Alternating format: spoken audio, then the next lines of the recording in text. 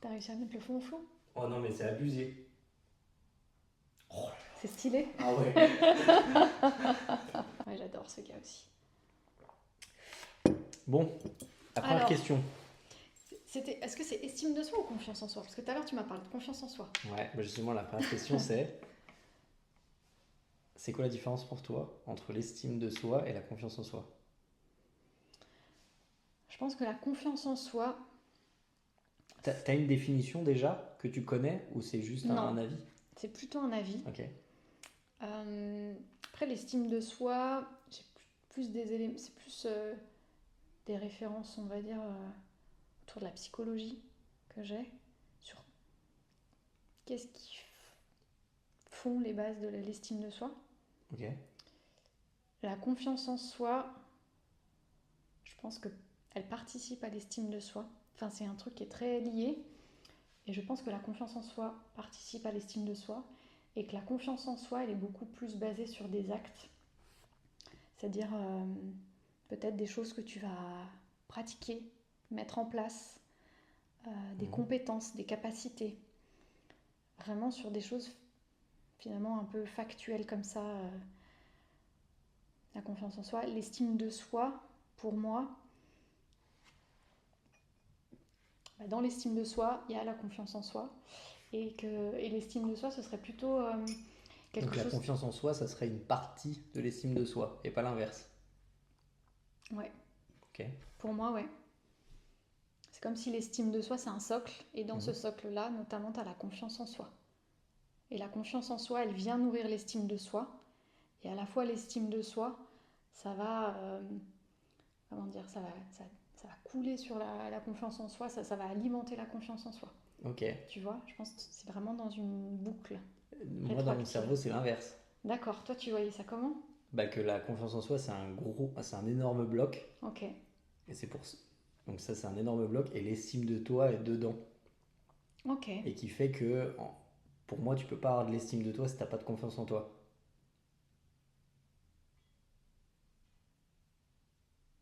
Ouais, ok. Tu vois? Ouais. Et que je pars de ce principe-là parce que je me dis que la confiance en soi, je suis un peu comme toi, pour moi, c'est des actes, c'est des choses que tu mets en place. Et c'est ce qui fait que quand tu as confiance en toi, par exemple, si je prends mon cas, j'ai confiance en moi dans mon travail, dans la musculation, dans le fait de parler, mais j'ai pas confiance en moi dans le fait de danser, par exemple. Tu vois ce que je t'ai écrit là. Ouais. Mais en fait, vu que j'ai confiance en moi dans ces trois trucs-là, et ben ça me donne un peu d'estime de moi. Tu vois, on va dire que ça me Mhm. remplit cette estime de moi, qui fait que l'estime de moi, c'est un peu, on va dire, la base du, du socle, on va dire, Mhm. qui me permet derrière de dire j'aimerais bien apprendre à danser et d'être ok avec le fait d'être nul quand je vais danser. Parce que je sais que j'ai d'autres sujets où je suis bon, Parce que tu as d'autres compétences, ouais, tu as qui d'autres font que choses sur lesquelles tu es en confiance. voilà, que j'ai confiance en moi, qui fait que bah, je peux aller danser et me rater et que tout le monde rigole, Mhm. et ben j'arriverai à me dire je suis marrant, tu vois, sans me dire putain ils sont en train de me juger et tout, c'est Mhm. chaud. Ah ouais. Je vois ton point de vue, mais moi j'ai l'impression que dans l'estime de soi, il y a aussi autre chose, tu vois. Il y a la confiance en soi. L'estime de soi, elle est aussi nourrie par les relations que tu as avec les autres, euh, par la relation que tu as à toi-même, l'amour de soi. Je mettrais, tu vois, la confiance en soi, l'amour de soi, dans l'estime de soi. Ok. Les relations aux autres, parce que pour moi, l'estime de soi, elle se construit dans la petite enfance. Tu vois, en tout cas, tu as des bases déjà dans la petite enfance. Dès la naissance, tu sais, on parle des théories d'attachement. Tu as des attachements plus ou moins sécures, insécures Ok. pendant l'enfance avec tes figures parentales. Et déjà, en fait, en tant qu'enfant, le regard, je pense, que te portent tes parents, c'est quelque chose qui va venir nourrir ton estime de toi, en fait. Ok. Et ça va évoluer donc pendant l'enfance avec les parents. À l'adolescence, il va y avoir le groupe de pairs, le groupe des gens de ton âge, Le groupe de pairs. PAIRS, Ok. tes potes, Ok. tu vois, la bande, le groupe, Ouais.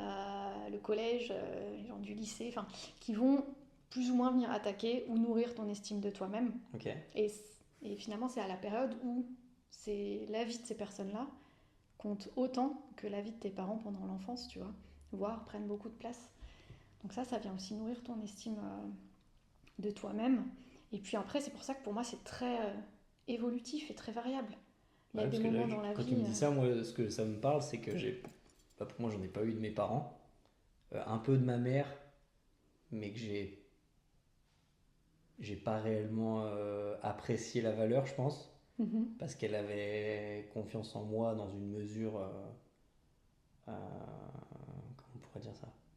C'est décorrélé de la réalité, tu vois. Si je faisais un truc pas bien, elle allait pas dire que j'allais faire pas bien, que Mhm. j'avais pas fait bien. Elle allait me dire, ah, mais c'est super. Sauf que moi, je me rendais compte que c'était pas super, tu vois. Donc en fait, elle m'a valorisé beaucoup, Mhm. mais ça avait pas la même valeur pour moi. Donc pour moi, pas d'estime des parents. Les potes, la période école collège, c'était compliqué, hein. Petit, tout maigre, je me faisais allumer, hein. Mhm. Marbré. Et pourtant derrière, ça va quoi, Mhm. maintenant. Bah oui, parce que finalement, tu l'as nourri. C'est exactement. T'as parlé de valeur. En fait, Mhm. l'estime de soi, c'est la valeur qu'on se donne à soi-même. Et cette Mhm. valeur-là, pendant les premières années de notre existence, on la trouve chez l'autre, notamment chez ses parents, chez ses amis, etc. Et après, quand tu te construis en tant que jeune adulte, bah, tu vas faire des expériences. C'est là où il y a la confiance en soi qui entre en jeu.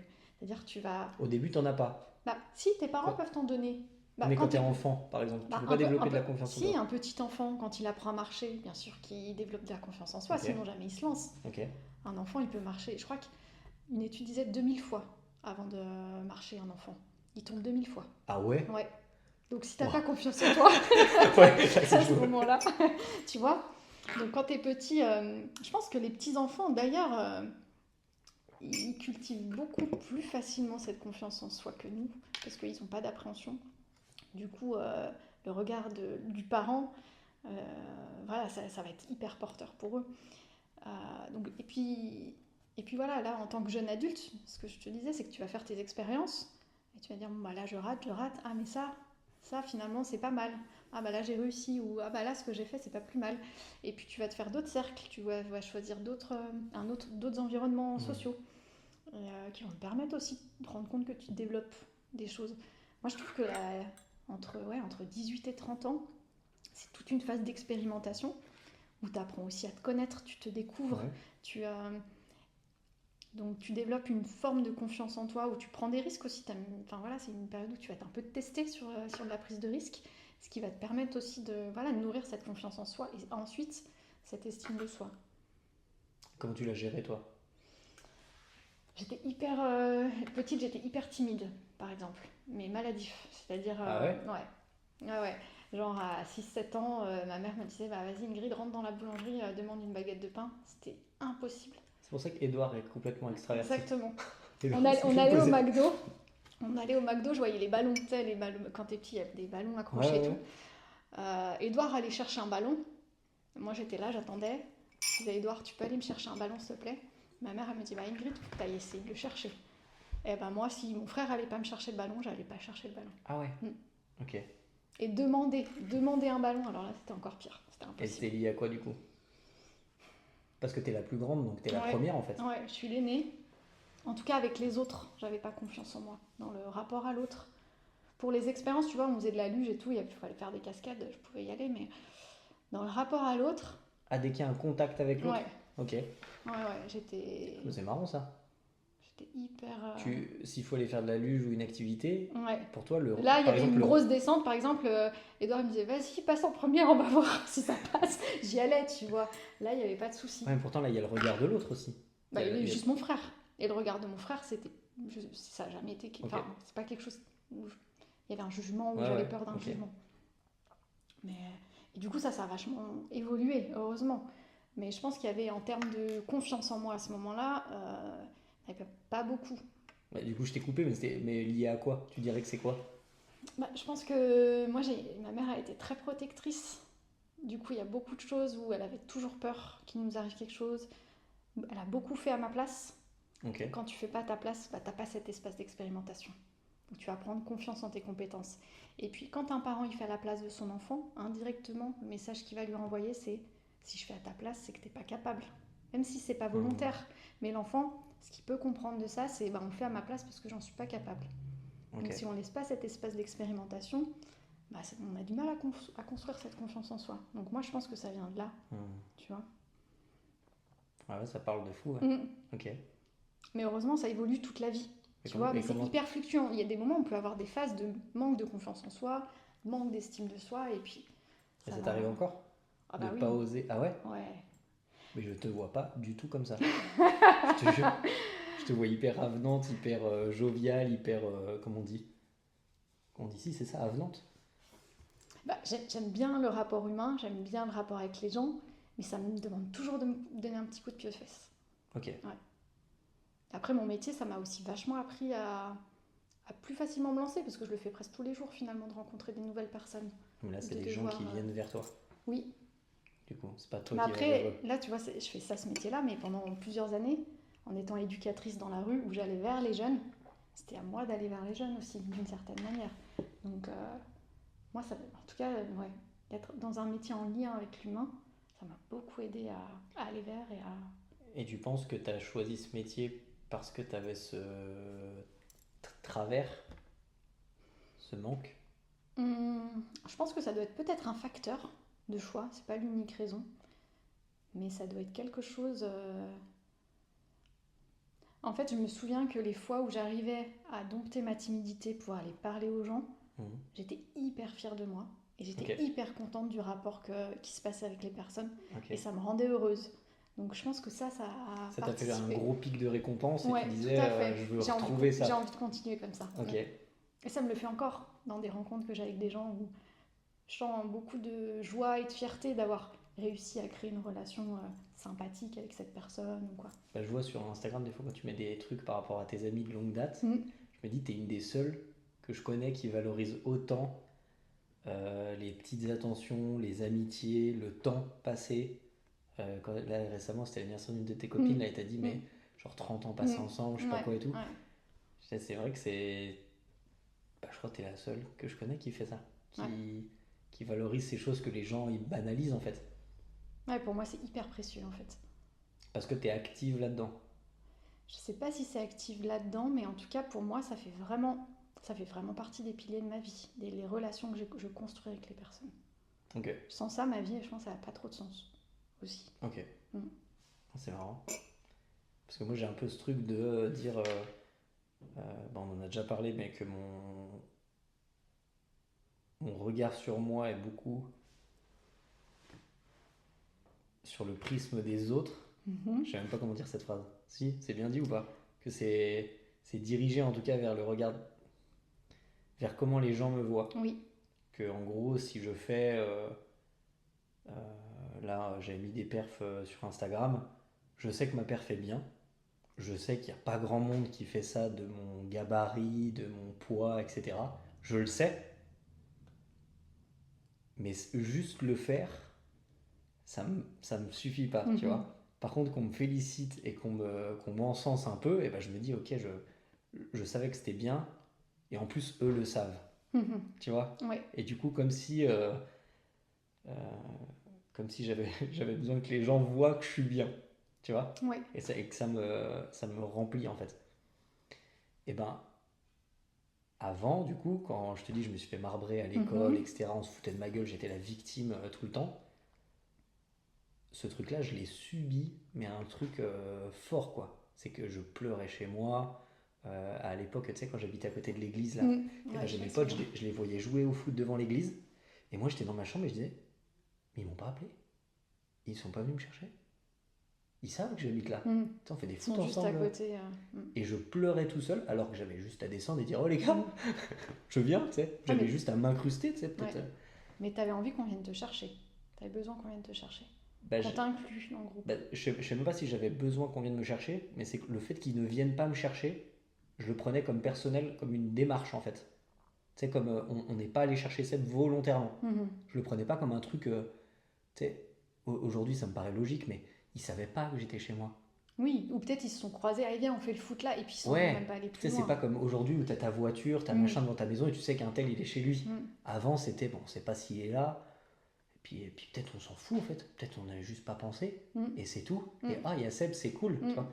Mais moi je le pensais à chaque fois comme une démarche de on veut pas Seb. Comme si tu te sentais rejeté en fait, d'une certaine Ah, manière. clairement. À chaque fois que j'ai pas été choisi, je me sentais rejeté. Ouais. Et ça suit les conversations qu'on a en ce moment. Ok. Tu vois, Ouais. à chaque fois que je suis pas choisi, je me sens rejeté. Ouais. Et du coup, ça m'a demandé, pour arrêter de souffrir de ça, de chercher à comprendre. Ok. Et à comprendre, D'où le fait que tu as le cerveau en marche tout le temps. ah ouais, bah ça me rassure en fait. Tu vois, j'ai ce truc de récompense aussi. C'est qu'une fois que j'ai compris un système, il y a un truc que tu m'as expliqué il y a pas longtemps, là, les qualités recherchées et les qualités aimées. T'as débloqué, comme dans un jeu vidéo, tu sais, t'as débloqué un nouveau niveau dans ma tête. C'est fou, c'est que ça y est, c'est ancré. Et pour moi, c'est comme une base de données qui fait que c'est bon, quand il se passe ça, en fait, ça veut pas forcément dire ça, mais c'est possible que ça soit ça. Tu as besoin d'y mettre du sens en fait à chaque fois. Ah ouais, Hmm. parce que sinon, mon cerveau tout seul, il se dit je suis rejeté. Oui. Il se dit Oui. pas, non mais c'est possible que Seb, Hmm. il y ait juste pas pensé. Non, en fait, je me donne tellement d'importance à moi-même. Je me dis, je suis important pour eux aussi. Donc, vu que je suis important pour eux, s'ils m'appellent pas, c'est volontaire.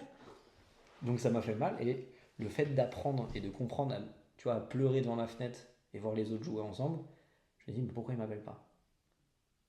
Pourquoi ils viennent pas me chercher? Et j'ai passé mon temps à me remettre en question, à devenir bah, finalement le gars marrant, que j'étais pas à la base. Hein. Et j'ai eu plein de problèmes au collège à cause de ça, parce que quand j'ai commencé à comprendre que je pouvais faire rire tout le monde, bah, mon objectif en classe, c'était clairement de faire rire tout le monde. Et je m'en foutais du reste. Je me faisais marbrer, j'étais pas bien, j'étais mal à l'aise. Mon père, il me défonçait, ma mère bah, était au bout du rouleau, mais je faisais rire les gens, donc ils étaient contents. Et donc, bah, Seb, il est marrant, donc on va traîner avec lui, tu vois. Ça, ensuite, ça a été le fait de sortir un peu du lot avec la colère. Ouais. J'ai été la victime, par exemple, à Beauregard. Ouais. Le mec qu'on victimise, qu'on frappe pour rien. Je me suis fait choper des fois à la sortie du collège, terrible. J'avais des potes, heureusement, ils m'ont sauvé la vie des fois. J'ai changé de collège, je suis allé à Évire.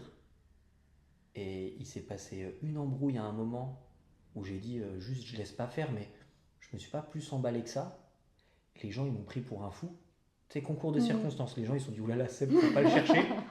Et tu vois comment ça switch en fait le regard des autres et même toi, ton regard sur toi-même en fait. Ah ouais, et après je me disais, le prochain qui vient, je C'est donne ma limite. vie. Mais oui, mais je donne ma vie, quitte à perdre la bagarre ou je sais pas, mais il faut que je garde l'image qu'on m'a donnée.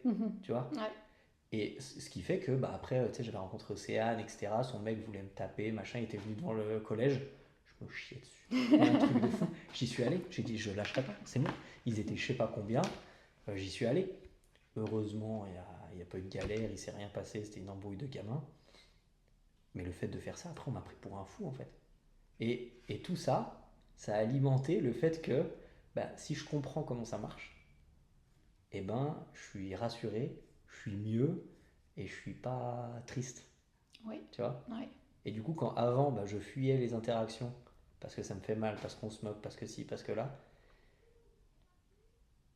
ah, c'est pas totalement vrai ce que j'allais dire. J'allais dire maintenant je le cherche, mais en tout cas j'aime, parce que je le cherche pas. J'ai Là, toujours... tu fais en sorte de pouvoir réavoir cette valorisation positive, par exemple en montrant tes performances, ça vient nourrir un petit peu l'estime carrément. que tu as, la Bah, confiance en toi. C'est presque que je me dis, en fait la personne peut me critiquer sur plein d'aspects, pas cela. Je sais que j'ai ça. Voilà. Et non mais c'est même pas je sais que j'ai ça. Je te montre comme ça tu sais que j'ai ça. Tu vois. Ouais. C'est plus... Oui. Ouais. C'est plus presque malsain, tu vois. Je sais pas si c'est malsain. En tout cas, je trouve que ça fait vachement écho avec ce que tu dis là au collège des Vires finalement. À partir du moment où les autres t'ont vu comme ah non mais Seb c'est trop un ouf, on va pas le chercher. Et ben là t'as c'est tellement pas vrai, un imposteur. Non mais là ça a switché sur même une part de ton identité ou de comment tu te voyais en fait. Finalement, le regard des autres, ça a changé comment tu te voyais. Ouais. Donc tu essayes de toujours alimenter le fait que les gens te voient dans ce que tu fais pour alimenter cette confiance en toi, parce que c'est comme ça que toi, tu as réussi à travailler là-dessus. J'en ai besoin. Ouais. Il y a un truc il y a un moment, je me suis rendu compte que personne ne faisait ça. Quand j'étais au lycée, quand j'apprenais mon métier, là, j'ai sans arrêt l'impression qu'on est dans un Black Mirror et que je suis filmé. Ouais. Et du coup, en fait, à chaque fois que je fais quelque chose, je me dis, il y a quelqu'un qui me regarde. Et des fois, donc je suis pas croyant, Mais je me dis même des doses avec mamie et tout. Mm. Je me dis, là, faut pas faire ça, tu vois. Faut Ouais. être bien, faut être Ouais. carré. Un peu, je pense, les religieux font ça, je Ouais, pense, ouais, en tout à pensant à fait. Dieu. Et ben moi, j'ai ça, mais avec le regard des autres. Mhm. Où je me dis, je suis filmé, On et te ils sont voit tous quelque dans une part. salle là, ils sont en train de se dire, il va faiblir, il va le faire. Et moi, je suis là et je le fais pas, et je suis tout seul hein, à ce Mm. moment-là. C'est un peu il est schizophrène, le gars. Mais, Moi, je trouve que c'est un super moteur. Parce que bah effectivement, ouais, c'est un moteur dans la religion. Quand tu crois en Dieu, ben, du coup, ce moteur-là de te dire que tu as quelqu'un au-dessus de toi qui regarde ce que tu fais, qui, tu vois, qui te juge. ouais, Mhm. qui prend acte de ce que tu fais, qui Mhm. regarde, etc., qui analyse et qui peut juger, ça te pousse à donner un peu le meilleur de toi-même ou d'aller vers le meilleur. Et ben, toi, finalement, tu le fais en imaginant que quelqu'un d'autre peut te voir. Enfin, je trouve que c'est un moteur. Pour beaucoup de gens, c'est un moteur de Mais penser c'est comme ça, tu vois. maladif. Je sais pas si c'est maladif. Ah, vraiment, je te l'ai dit. En quoi c'est nocif? En quoi c'est nocif, c'est que j'ai l'impression que je peux pas faire quelque chose, Pour toi? pas pour moi, mais de moi-même, on va dire. Peut-être que, je sais pas, peut-être que des fois, je sais pas, j'ai pas vraiment d'exemple. Disons que tout ce que je fais, si je le fais mal, je suis très à l'aise avec le fait de le faire mal. Par exemple, tu vois, à la maison, il y a des finitions qui sont pas faites, qui sont pas finies. Et ben quand je fais, par exemple la fenêtre là où il n'y a pas l'encadrement, il n'y a pas les finitions, quand je fais ça, le premier réflexe qui me vient, c'est de dire, la personne qui va venir me dire ça, je vais la mettre en défaut. Je vais la mettre en défaut comment? Et ben je vais dire par exemple, mais t'as fait une maison toi? Et direct j'ai ces Mhm. pensées là en tête qui Mhm. sont malsaines, parce que des fois, alors ça c'est un exemple éclaté que je te donne, mais des fois on va venir me voir en me disant, tiens, t'as pas mis les baguettes autour? Et moi, t'as fait une maison toi? Tu fais quoi dans ta vie? Mhm. Et là Très la bien. personne elle arrive, elle dit, Seb, C'était juste un constat. c'était une question, c'était pas grave, tu vois. Et du coup, et c'est pour ça, et ça doit lier un peu, c'est ce que je t'avais dit à un moment où j'ai besoin de voir les défauts des gens. Mhm. Donc ça, j'allais te dire ça tout à l'heure. Quand je rentre dans un groupe, je suis vraiment pas sociable au premier abord. Je me ferme, je suis en retrait de fou. Je rentre dans le groupe, et quand je rentre dans le groupe, je me sens le plus nul du groupe. Instinctivement. Ok. Je sens que je suis le gars qui a le moins de valeur. Donc, j'analyse, j'écoute, et petit à petit, je prends de la place. Parce que petit à petit, je vois les failles de chacun. Et chacun, en fait, donc moi on va dire que mon état, il est là. Les autres sont là. Et petit à petit, les autres descendent dans ma tête. C'est pas moi qui monte, hein. Mhm. Les autres descendent dans ma tête jusqu'à arriver parfois à des gens où je me sens égaux avec eux, ou des gens que je dévalorise et que je méprise. C'est mon caractère, hein. Mhm. C'est pas méchant, mais que je dévalorise et que je méprise. Et là, du coup, je m'impose. Et là, du coup, je peux être le gars marrant, le gars peut-être intéressant, le gars qui a de la discussion, qui est avenant. Mais sinon, non. Si les gens sont bons, j'ai un groupe d'amis que je nommerai pas là, du coup, mais j'ai un groupe d'amis qui est comme ça. euh, ils cachent tellement bien leur jeu. Ils, ils ont un jeu social que j'arrive pas à analyser, qui fait qu'à chaque fois que je suis là-bas, dans cette ambiance, je suis pas bien. Je n'arrive pas à être moi. Parce que tu leur trouves pas de défaut, c'est ça? Parce que je trouve pas de faille. Parce que si des Mhm. défauts j'en trouve, ça c'est tout le monde. Mais je me dis, putain, ils font tout bien, en apparence ils sont bien, ils ont l'air gentils, mais est-ce qu'ils sont vraiment comme ça et tout? Et je n'arrive pas, c'est une énigme pour moi, c'est un domaine que je maîtrise pas, mais je suis pas bien dans ce groupe. Donc j'ai arrêté de les côtoyer. Tu vois. Mhm. Parce que ouais, tu te sens pas pouvoir être toi parce que justement, Je suis pas assez. ouais, tu te sens pas assez. Ouais, Comme t'as été quand t'étais exactement. plus petit ou ado. Ouais. Donc tu vois, c'est marrant parce que j'ai assez d'estime de moi, du coup, si on reprend la question du début, j'ai assez d'estime de moi, par exemple, pour y retourner, parce que de temps en temps, je les vois. Mais ce qui se passe à chaque fois, c'est que dans ma tête, je me dis pas j'ai passé une super soirée ou un super moment, tu vois. Je me dis bon bah voilà, c'était cool, on le refera pas spécialement. Ou, Hmm. tu vois, je me sens pas ressourcé comme je pourrais être avec des gens de mon entourage à qui j'ai des conversations hyper intéressantes, comme on peut avoir, etc. Ou dès qu'il y a la fin de l'échange, je me dis, waouh, c'est trop bien. Ouais. Mais est-ce que c'est pas lié au fait que des fois on peut avoir cette espèce de masque social suivant les personnes qu'on côtoie et rester que sur quelque chose d'un peu superficiel et qui te manque peut-être le fait de dépasser ça et d'être sur quelque chose d'un peu plus authentique?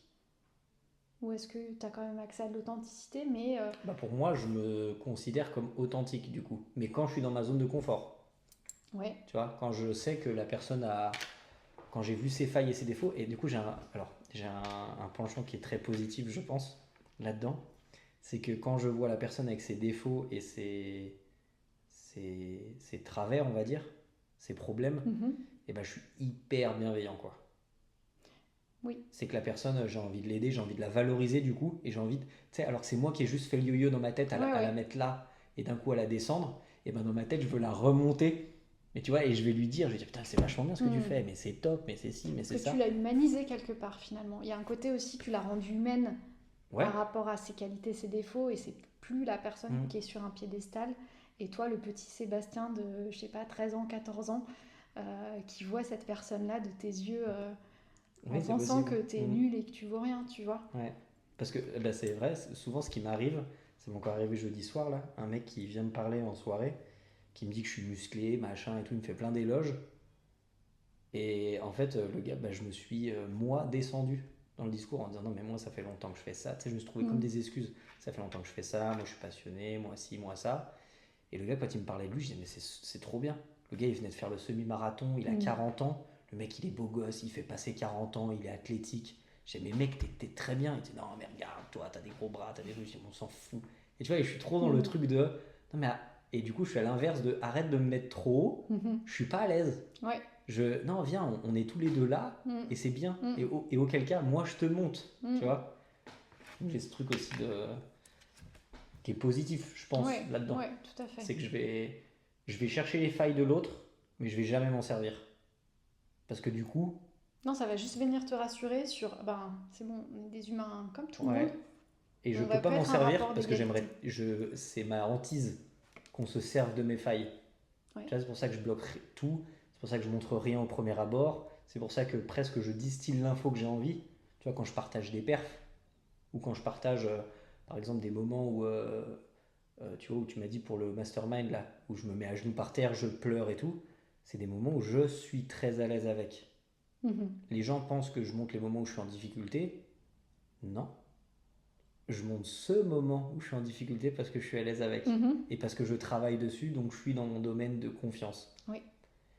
Il y a plein de moments de ma vie où ça va vraiment pas et que je poste pas, tu vois. Mhm. Mhm. Mais, merde, ça me fait perdre le fil. Euh, Bah, ce que tu veux dire, c'est Ouais, que même les moments. donc j'ai peur qu'on se serve de ça contre moi, Ouais. tu vois, de ma faiblesse. Donc en fait, dès que quelqu'un s'ouvre ou je vois sa vulnérabilité, je m'en sers jamais. Mais jamais, quoi. Et j'ai souvent eu ce problème qu'on m'a dit que j'étais manipulateur, menteur. Alors que, putain, mais tellement pas, quoi. Mhm. Mais tellement Mhm. pas. Alors que je pourrais, en vrai, parce que vu que je cherche toujours à comprendre l'autre, que je cherche à comprendre, je cherche les mécanismes, je vais poser des questions, je vais m'intéresser, presque la personne, je l'ai décortiquée, en fait, dans Mhm. mon esprit. Et je pourrais m'en servir. Très honnêtement, il y a des trucs, les gens me disent, les gens s'ouvrent de fou avec moi. Je sais pas pourquoi. Parce que je juge pas, j'imagine. Je suis... Oui, et que tu viens je pense que oui, tu es dans cette posture-là de juste comprendre l'autre Mhm. sans forcément effectivement de jugement ou d'attente ou de. Parce que ouais, moi j'ai l'impression de mettre du sens sur le comportement de l'autre, ça te rassure, Ouais, ça il te met faut, dans ouais. une relation égalitaire. Ouais. euh, Il n'y a plus ces rapports de domination qui t'ont Bah, fait souffrir et si tu devais peut-être. l'expliquer, tu dirais que ça viendrait de quoi? Ce truc de j'ai l'impression qu'on va me dominer. Parce que j'ai beaucoup de problèmes d'ego avec ça, Ouais, dans mes relations amoureuses ou même amicales. bah parce que je pense que tu as eu ce sentiment-là quand tu étais plus jeune, qu'on t'a dominé. Est-ce que tu as eu ce. Peut-être avec tes potes, là, enfin tous les rapports au collège qui sont compliqués. T'as l'impression. Est-ce que tu as eu Bah, on m'a l'impression qu'on dominé, on te m'a dominait? victimisé, quoi. Ouais, mais On en tant que m'a... quand quand t'es en posture de victime, c'est souvent que tu Oui, es c'est vrai, on m'a dominé, dominé ouais. par quelqu'un dans le rapport Mm. humain. Et du coup, pense que ça, c'est une blessure qui a été, qui est là et qui fait que tu fais tout pour pas revivre ça. Tu as mis en place des mécanismes, justement, pour te défendre de ça, pour pas avoir l'impression de revivre ça, ouais. Ces rapports de domination. Ça peut se changer, ça? Je pense qu'on peut évoluer sur tout. Après, on a des blessures, on a des blessures. C'est comment, peut-être, on les conscientise. Comment, surtout comment on change la réponse. Parce qu'on va peut-être pas forcément changer le fait que ça vienne un petit peu nous titiller, nous blesser. Ok. C'est notre réaction qu'on va peut-être pouvoir changer un bout. Donc tu veux dire que je vais toujours recevoir le message de je me sens jugé, Ouais. mais la seule partie que je peux travailler dessus, c'est le fait de dire je vais aller voir si tu me juges vraiment. Non, je dirais pas ça. Je dirais pas. Tu peux continuer à être blessé, c'est-à-dire à te sentir jugé, mais tu vas te dire ok, là, cette situation, elle me rappelle ce que j'ai vécu. Donc c'est moi, Alors Seb. attends, parce que là, Par ouais, exemple, vas-y. imaginons, Ok, je me sens jugé, le truc de base, ouais. tu te sens jugé, tu te sens dominé. Ouais, Dans le rapport humain, tu as l'impression que la personne, elle veut prendre un peu le pouvoir sur toi. Toi, tu vas peut-être pouvoir te dire, bah là, c'est Seb, le petit Seb de 12 ans, 14 ans ou enfant, qui ressent cette blessure de on a voulu me dominer à un moment donné. Mais l'interprétation que je fais, c'est peut-être que cette personne, soit c'est son intention, ok, soit c'est peut-être pas son intention non plus. Donc moi, qu'est-ce que je mets en place là, maintenant moi, pour me protéger et en même temps pour... l'idée, c'est pas forcément de massacrer les autres, enfin tout dépend de la ah situation, bah oui. mais c'est plutôt moi me protéger de manière dans la paix, enfin tu vois, qui va ensuite m'apaiser. Parce que si je réagis de manière violente, en fait, je fais exploser ma colère. Comment je peux faire autrement avec ma colère? Je suis pas en colère dans ces moments-là. D'accord, t'es plutôt triste? Ouais, ouais, carrément. Ça m'est arrivé plein de fois de rentrer de soirée en me disant mais qu'est-ce que je faisais là, quoi. Mhm. Alors que enfin, mes moments de colère n'arrivent pas dans ces moments-là. Bah, justement, c'est peut-être un peu le problème où je me sens un peu faible là-dedans. C'est que j'ai mon mécanisme de défense, moi, c'est la colère. Mhm. C'est vraiment de m'énerver et de péter un câble. Mais pas là. Bah là, ce Là, qui je est suis chouette, c'est que tétanisé. t'as accès à ta vraie émotion, la tristesse de vivre ça. Donc ça, c'est déjà super, c'est que t'as accès à vraiment l'émotion centrale. Génial, sans mécanisme de défense. Non, si, t'en as certainement. Parce que tu dis que tu te figes, ou alors tu vas fuir la situation, ou tu vas rentrer, je sais pas comment tu Bah, fais, mais... j'ai vraiment cette sensation. Je sais pas quelle image je renvoie de moi à ce moment-là, mais moi, ce qui se passe en moi, c'est que je me tétanise, ouais. Et je Donc me dis, c'est comme si tu figes tout, en je fait. me braque et je me ferme. Ça m'est arrivé plein de fois au travail, ça, où on avait des gars, des collègues et tout, des gens qui me mettaient dans des positions vraiment inconfortables. Et en vrai, si je devais le conseiller à quelqu'un, j'aurais dit, mais là, t'es en droit de t'énerver, en fait. T'as en droit de poser ton respect, poser tes limites, etc. Et en fait, là, à chaque fois, ce que ça m'a fait, c'est que je me ferme. Je vais vers un truc qui me fait reprendre confiance. Donc, par exemple, je vais travailler, je vais m'occuper de quelque chose concernant le travail, etc. Mais cette personne, je ne lui parle plus et je suis hermétique. Mhm. C'est-à-dire qu'elle va pouvoir peut-être continuer à se moquer de moi avec un collègue ou quoi, mais moi, impénétrable. Ok. Bah, toi, c'est ça ton système, ouais, de protection, du coup, à Ouais, ce mais c'est. moment-là. Alors, à maintenant que j'ai vécu un peu d'expérience là-dedans, en fait, c'est dommage parce que bien souvent, je me ferme alors que la personne n'est pas si méchante. Oui. Tu vois, la personne n'était pas si malveillante, c'est rarement le cas d'ailleurs. Mhm. C'est arrive qu'au collège, en vrai, des gens qui sont vraiment purement méchants parce qu'ils sont idiots, parce qu'ils sont jeunes. Mhm. Mais quand tu arrives à l'âge adulte, il y a presque plus grand monde qui te fait mal gratuitement pour Ouais. faire rire la galerie, quoi. Et du coup, ouais, j'ai vraiment ce truc de me figer, de me tétaniser, de me bloquer et d'aller du coup vers ces endroits où j'ai confiance en moi. Tu vois, par exemple, bah, même à la salle. Je vais aller à la salle, je vais me faire encenser par deux trois potes, machin, et puis je vais être bien, quoi. Je vais dire, bon, bah, c'est bon. Seb, il est pas que une merde, tu vois. En fait, tu remplis ton réservoir de, de confiance, Bah, d'estime de moi, du coup, d'estime de là. toi. Ouais. Ça serait que là, la confiance en moi, elle est toujours là. Tu vois, c'est pour ça que je le vois comme un truc. Toi, tu vois comme quelque chose qui est assez stable, la confiance en soi. Ouais. Bah, allez, je touche du bois, j'ai jamais été dans ce cas-là, mais je me vois pas me faire déstabiliser sur les sujets sur lesquels j'ai confiance Ouais. en moi. Donc, la muscu, le travail que je fais aujourd'hui, tuyauteur-soudeur, et ma capacité d'écoute, de compréhension, d'être avec l'autre, pour moi, c'est imbougeable. Mhm. C'est que tu peux me dire ce que tu veux là-dessus, tu peux essayer de me marbrer, essayer de me prouver même peut-être que je suis nul, je te croirais pas quoi. C'est que non. Mm. Et c'est vraiment des sujets où du coup je deviens. Alors là, j'en rigole sur Instagram, du coup ça fait pas très humble, mais j'en deviens humble en fait. C'est-à-dire, bah, tu peux me parler par exemple sur mon métier, tu peux me dire que je suis nul. Ça va pas t'atteindre parce que toi, Non. tu sais, en Bah, je fait. vais te montrer en fait. Mm. Tu vas voir avec le temps que. Mm. Mais du coup, j'ai l'impression, ce que tu me dis, c'est ça, tu l'as, c'est comme si la confiance en soi, on l'acquiert avec le temps, Mhm. en ayant connaissance de ses compétences et de ce qu'on a pu démontrer, etc., ce qu'on a pu faire, nos qualités, etc. Mais que l'estime de soi, ça va être quelque chose qui va être beaucoup plus... alors la confiance en soi, quelque chose construit dans le temps et qui va être assez solide, Stable, ouais. assez stable, on va dire dans le temps, même qui va s'accumuler, qui va Mhm. même se développer. Mhm. Tandis que l'estime de soi, ça va être plutôt quelque chose de fluctuant Selon. selon le regard des autres, le retour Mhm. des autres, et peut-être qu'à chaque fois que je demande un retour, que j'ai besoin de montrer des choses de moi, hop, ça vient nourrir un petit peu, on va dire, le vase là, de l'estime de soi, Mhm. où des fois il y a des petits trous. Donc ça s'échappe un peu au cours du temps et on a besoin de revenir remplir. Ouais. Tu fais quoi toi du coup dans. Tu disais que tu étais timide maladive. Ouais. Comment ça se présente aujourd'hui? Ah non, je suis plus timide. Je peux être un peu parfois sur la réserve, mais ça m'arrive quand même. C'est pas le plus souvent. Je peux être un peu sur la réserve quand je suis dans des groupes où, notamment dans le travail, par exemple, où j'ai moins confiance en moi. Dans le travail? Dans le travail, parce que là, tu vois, là, je viens de débuter quand même un nouveau travail. Ouais. Donc, du coup, c'est une nouvelle expérience. Ça fait 3 mois que je fais ça. Ok. Donc, même si j'ai le diplôme, la formation, j'ai pas encore l'expérience. Donc, quand je vois des collègues autour de moi, ça fait 10 ans qu'elles font ça, bah forcément, moi, là, je vais être un peu plus sur la réserve, parce que j'ai moins confiance en mes compétences là-dessus, Ok, ouais, tu mais ça vois. se comprend du coup là, mais juste Voilà. avant de changer, t'étais à l'aise? Ouais, Ok. ouais, ouais. Ah oui, donc quand même, t'as Ouais. une certaine base. C'est comme si moi j'allais dans une autre entreprise, je pense. Je serais un peu.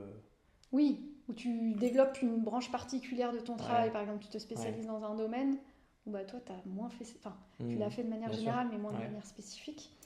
Du coup, ouais. Et c'est quoi ta méthode, ton tips pour revenir sur le Alors, Ingrid qui a confiance en ouais. elle ou, Alors, je pense me rappeler les moments où j'ai dû plus sortir mes tripes pour aller au bout du truc.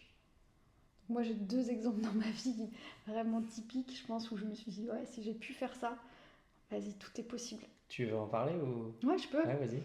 Le premier, c'est à 25 ans, j'ai pris mon sac à dos, je suis partie un mois en Inde, faire le Oui, je tour me du rappelle. Ouais. Rajasthan. Euh, j'avais rien de prévu. Je suis arrivée, j'avais même pas une nuit d'hôtel de booké. C'est vrai. Ouais, À à l'arrache. l'arrache. J'avais 400 balles Pourquoi? pour faire un mois. Et puis c'est parti. Ah ouais. Pourquoi? Je pense, avec du recul, c'était plus dans un délire de démarche un peu initiatique, d'aller me chercher, de me découvrir dans d'autres contextes, découvrir cette culture en Inde, une partie de ce pays. Et qu'est-ce qui t'amène à ce. Mais j'avais besoin d'aller dans une forme d'extrême, de me dire, allez, vas-y, tu vas galérer un peu, va voir ce qu'il y a à l'intérieur de toi. Ah, ça m'intéresse grandement ça. Parce que tu me le sors comme si c'était acté, mais comment tu fais ou qu'est-ce qui t'amène à te dire j'ai besoin d'aller voir à l'intérieur de moi?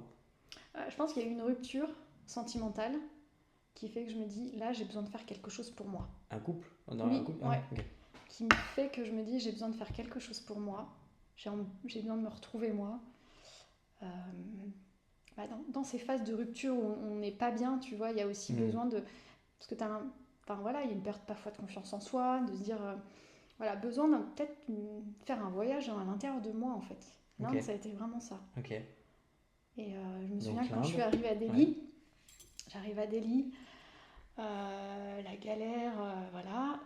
Je trouve finalement un taxi, je me dis, je sais pas où je vais dormir, hop, je vais dans un quartier que j'avais vu dans le guide du routard, premier hôtel que je vois. Je pose mon sac à dos, je vois la chambre miteuse dans laquelle je suis. Et là, je commence à chialer, à me dire qu'est-ce que je fous là. C'est vrai, t'as Ouais, pleuré? ouais. Parce que l'Inde, c'est incompréhensible, c'est cette impression d'être étouffé par la masse de personnes qu'il y a dans la rue Ok. quand tu traverses, de ne pas comprendre les codes, de se dire est-ce que je vais m'en sortir. Le fameux choc des cultures, Le quoi. fameux chef des cultures, ouais. Ok. Donc il y a eu tout ça. Et Tu t'es puis, pas dit je rentre? bah, franchement, je me suis dit, en fait, je vais peut-être te dire déjà un truc, c'est qu'en Inde, le médecin qui s'occupe des rapatriements, c'est un psychiatre, un médecin psychiatre, parce que 90% à peu près des rapatriements sont d'ordre psychiatrique. C'est des gens qui, choc culturel, Des rails. qui pètent un câble. T'as des gens qui restent 2 semaines dans leur... Enfin, qui prennent l'avion aller, qui restent 2 semaines dans leur chambre retour jusqu'au billet de retour, par exemple, ça arrive. Ok. Et moi, ça m'est traversé l'esprit. Je me suis dit, j'ai un billet de retour dans un mois. Je me sentais tellement oppressée par l'extérieur, tellement un sentiment d'insécurité, parce que méconnaissance totale. Je me suis dit, est-ce que je reste un mois dans cette chambre d'hôtel et je reprends l'avion dans un mois? Puis à l'époque, t'es pas si vieille, mais il n'y avait pas autant de facilité qu'avec les téléphones pour Bah, avoir tout sur le téléphone. j'avais pas internet sur mon téléphone. Ah ouais. Oh, J'avais pas ah, internet. tu t'es chauffé grave, hein. J'avais mon guide du routard, j'avais un plan. Et puis voilà. Ok. Donc, voilà, ouais, c'était soit ça, et après je me suis dit, mais vas-y, mets-toi un bon coup de pied aux fesses. Là, tu vas sortir dehors, tu vas essayer de comprendre comment ça fonctionne. Et je me suis dit, là, je me sens pas bien ici. Demain, je vais voir le Taj Mahal. Demain, je suis devant le Taj Mahal. Voilà. T'as sorti ta petite carte. T'as dit, Mon vous guide, êtes ici. alors où est la gare routière, où est-ce que je vais prendre mes billets, voilà, c'était parti. Et en fait, je pense que ma plus grande fierté, c'est au bout d'un mois, je prends le train j'ai fait tout un périple, je prends le train qui me ramène à Delhi, et là, je suis dans le train, c'est un train couchette, j'avais 19 heures de train, je regarde les paysages, et je me dis, je me sens tellement bien ici, j'ai trouvé mes repères, je me sens hyper apaisée, j'ai Ok. l'impression qu'il y a vraiment... J'ai travaillé sur moi, j'ai l'impression que j'ai accompli un truc de ouf. Ok. Tu vois, j'ai accompli un truc de ouf et j'arrive à Delhi et je me sens hyper bien. Et t'as presque pas envie de rentrer à ce moment-là. Ouais, juste pour voir les personnes qui me manquent, ma famille, etc. Mhm. C'est vraiment ça qui me donne envie de rentrer, sinon je pourrais Ok. rester. Donc ça, c'est le premier truc, tu vois, Ok. Énorme. où je me suis dit, purée, j'ai fait ça. Je savais que t'étais parti, mais je savais pas que ça avait eu autant d'impact, Ouais, autant de valeur. si. Ok. Si, parce que ça a été quand même une vraie épreuve, même en termes de sécurité pour soi, d'être une femme seule En Inde. à l'étranger, avec des codes Mhm. vraiment très très différents. Un rapport homme-femme qui est très très différent aussi. Donc voilà, première réussite. Deuxième chose sur laquelle je me raccroche souvent, c'est le fait d'avoir donné naissance sans péridurale, sans moyen analgésique de soulager la douleur. Je Du me rends coup, pas compte. Mais ok, c'est fou. ouais, Ouais, ok. c'est hyper intense. C'est vraiment une expérience. C'est quand même c'est une expérience pareil que tu vis à l'intérieur qui est hyper forte. C'était Quoi. Aya ou Naël du coup? C'était Naël, ouais, pour la Ah, deuxième. donc la deuxième, ok. Ouais. Et là, pareil, j'ai fait tout un travail d'auto-hypnose. Et dans l'auto-hypnose, tu dois visualiser tes lieux ressources où tu t'es senti parfois surmonter des choses. Et ça a été toujours en lien avec l'Inde. Ok. Et Et qu'est-ce qui fait que t'as voulu te mettre dans cette situation-là? j'avais envie de vivre les choses vraiment sans filtre.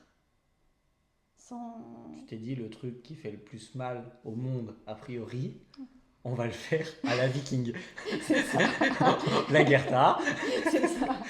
Bah ouais, et puis l'envie de vivre ça avec mon enfant. La première, j'avais une césarienne d'urgence, donc du coup, j'ai pas Ouais. vécu l'accouchement comme j'aurais aimé. Pour Et toi, c'était important de. j'ai très mal vécu le premier. J'ai eu beaucoup peur, en fait, parce qu'elle avait un problème du rythme cardiaque, elle est née, je l'ai pas vue, ils l'ont sortie, j'ai vu un bébé sans vie presque, tu vois, Ok. un peu comme ça, qui bougeait pas. Du coup, il y a vraiment eu la peur qu'elle soit morte. Et ça a un peu traumatisé ce vécu d'accouchement. Pour la deuxième, je me suis dit, je veux surtout pas faire comme ça.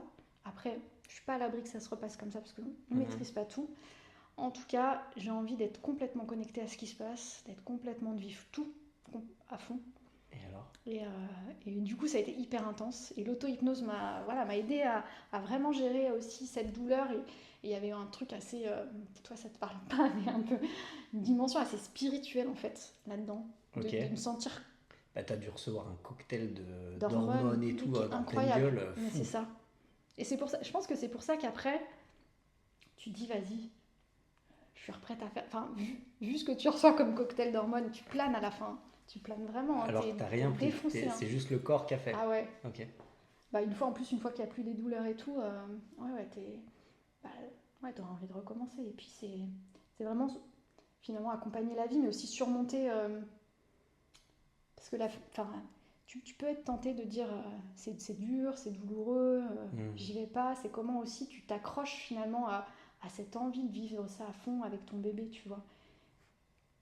Et le fait d'avoir dépassé ça, moi je pense que c'est un moteur, tu vois, aussi bien l'Inde que ça, c'est vraiment complètement sortir de sa zone de confort. Et en fait, le sentiment de fierté, ensuite, derrière ça, de se dire, bon, bah, j'ai pu aller jusqu'au bout, Je l'ai fait. du bout de ce que je pouvais faire, quoi. Ok. Donc à chaque fois que c'est compliqué pour toi, tu repenses à ces deux choses-là. C'est ça, je me dis, mais attends, tout est possible. T'as fait ça, mais tout est possible. Moi, après mon accouchement, dans ma tête, c'était, mais rien n'est impossible. Ouais. Une fois que t'as vécu ça, franchement, c'était vraiment ça. Inarrêtable. Ah ouais. Ok.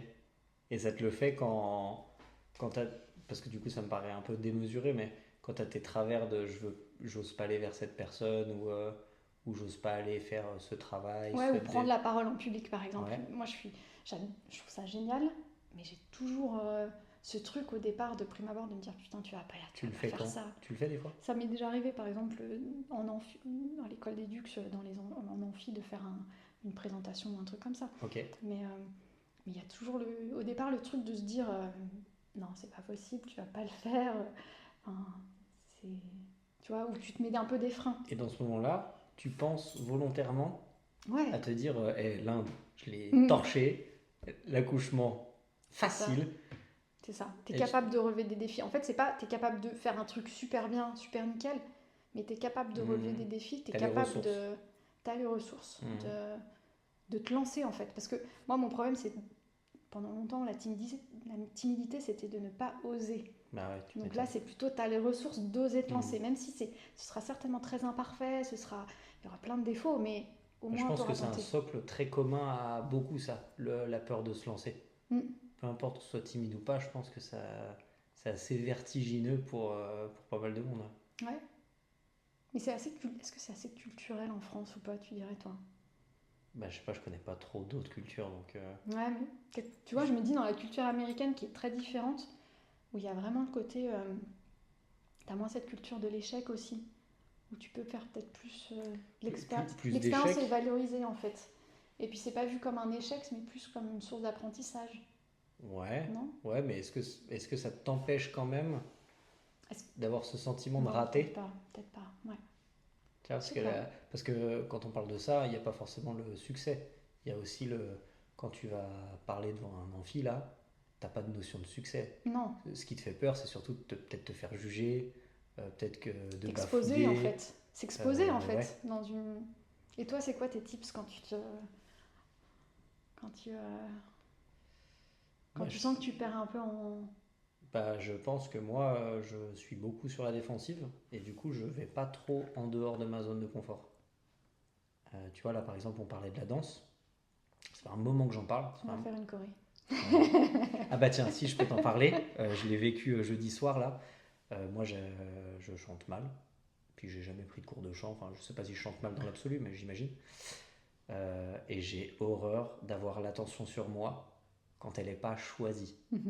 Tu vois, si c'est moi qui décide de me mettre en avant, comme par exemple je le fais sur les réseaux sociaux, c'est moi qui choisis, c'est moi qui choisis sous quel angle, c'est moi qui choisis de poster, donc tu maîtrises finalement un petit peu l'image que tu renvoies. Et quelque part, ce que je poste, c'est ce que j'ai validé. Tout ce que je poste pas, c'est ce que j'ai pas validé, ce que les gens oublient. Tu sais, qu'ils voient sur les réseaux sociaux, ils disent ouais, il poste sa meilleure vie. Mais heureusement, il va pas te poster toutes ces merdes, ça sert à rien, ça sert à rien à personne. Et ben là, jeudi, mes potes, ils me disent, ils commencent à me charrier un peu sur le fait de chanter. On était une soirée karaoké, je sais pas préciser. Et je dis non les gars. Et je commence à me mettre un peu sur la défensive en disant non. Si on parlait parce qu'il y a un pote qui va souvent à la Cano. Je dis si on était à la Cano, aucun problème, on va chanter, je m'en fous, je connais personne. Je dis ici, j'ai mon bleu de travail avec mon nom en gros écrit dessus. On est à côté de ma boîte.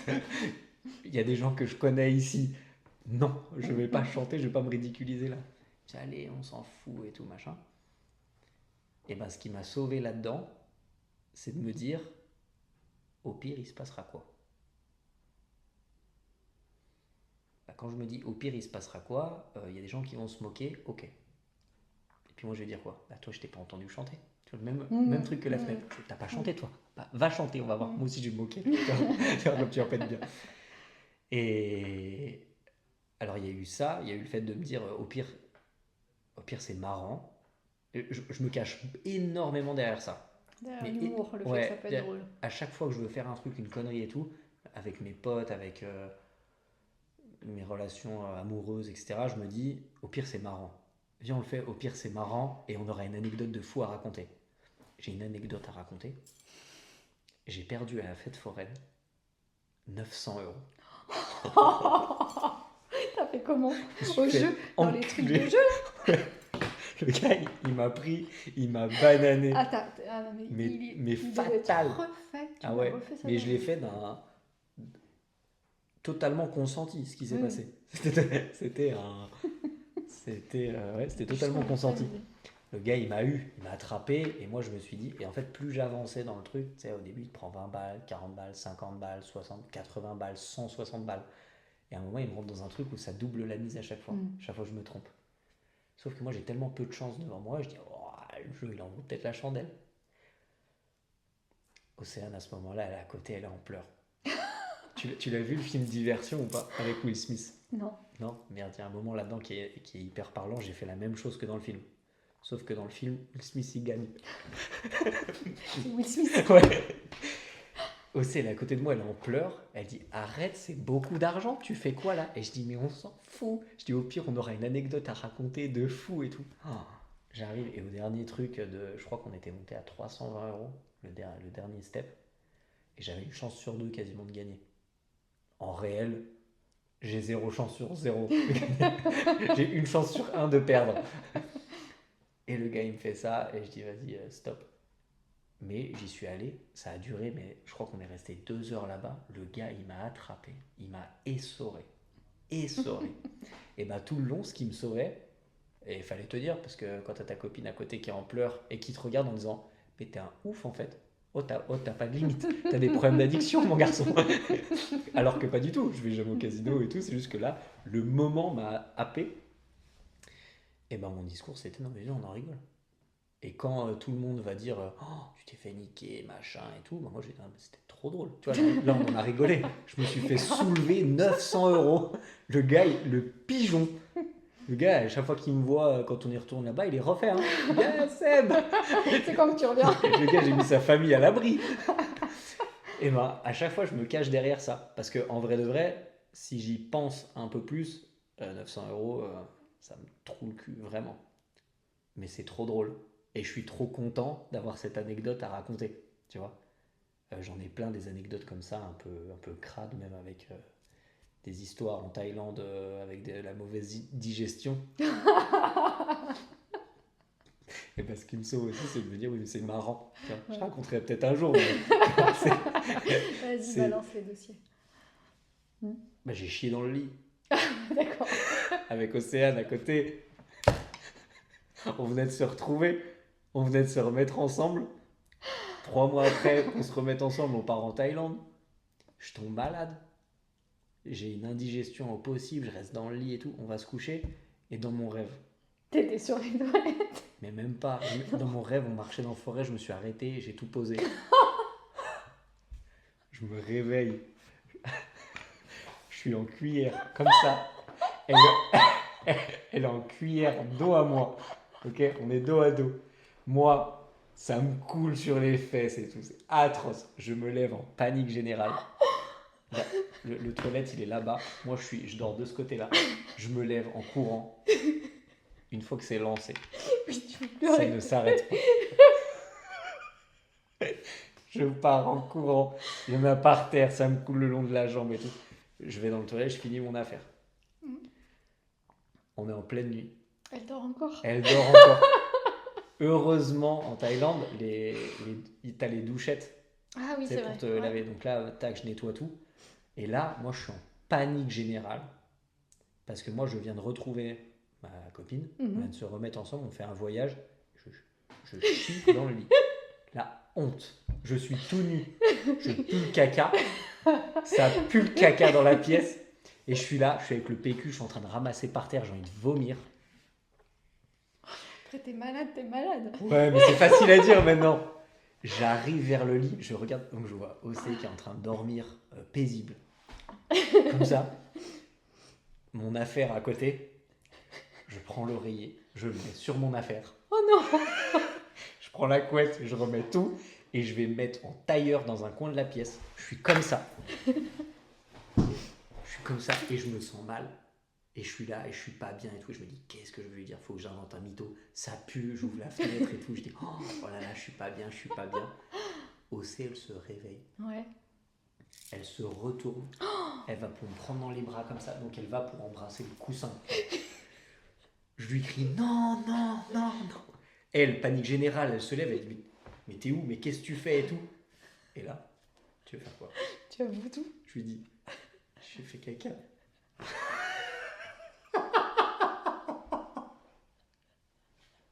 Elle éclate de rire. Elle me dit, t'es sérieux et tout. Elle me dit, mais c'est ça qui sent et tout. Je dis, arrête, tais-toi et tout. Je dis, ne touche surtout pas le lit. Elle sort, elle est dégoûtée, tu sais, elle est écœurée. Oh là là, laisse tomber. Et heureusement, elle a bien pris, on en a rigolé, mais. Et du coup, là, Mais ça. c'est vraiment. Au pire, on en rigole. Ah bah c'est ça, c'est Voilà. que derrière. Alors j'ai mis 1 ou 2 jours hein, avant de me dire ça. Parce qu'au début, je me disais la honte. Ouais. Tu sais, en tant qu'homme, en Ouais. tant que. Le regard que ta copine peut avoir sur toi, etc. C'est lourd, hein, ça te pèse. Et puis le fait elle en a rigolé, tu vois, elle m'a pas du tout jugé, elle était morte de rire, etc. Et bah derrière, je me suis dit, c'est une anecdote de fou. Quand on est rentré de Thaïlande, c'est le seul truc qu'on a raconté. En disant, oh, j'ai tout posé dans le lit. Et tu vois, et du coup, je me cache beaucoup derrière ça. Au pire, on en rigole. Donc c'est le seul tips que j'ai. C'est le seul truc que je verrai là sur le moment sans trop y réfléchir. C'est qu'au pire, on en rigole parce que c'est un truc que je sais que personne ne peut me prendre là-dessus. Non, tu vas dire quoi? Il a trop d'autodérision, gars. Tu peux pas te moquer en fait. Tu peux pas te moquer en plus. Ça, c'est hyper intéressant, je trouve.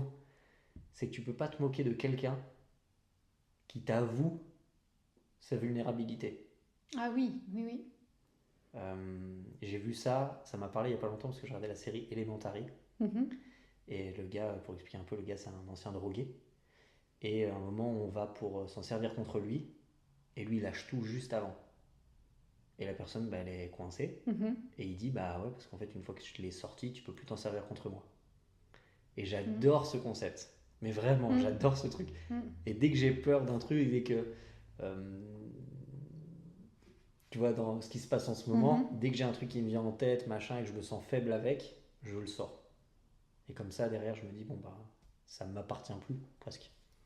Et la personne ne peut pas... Il faudrait vraiment une personne malveillante et malsaine. Ouais, même sadique, quoi. Enfin, pour se servir de ça.